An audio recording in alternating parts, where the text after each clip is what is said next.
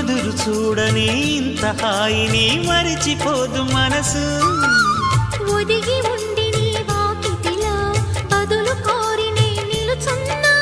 దారి తెలియని చీకటిలో వెలుగు చూసి కాదంటానా. ఊరించి ఇది ఏ మాసం?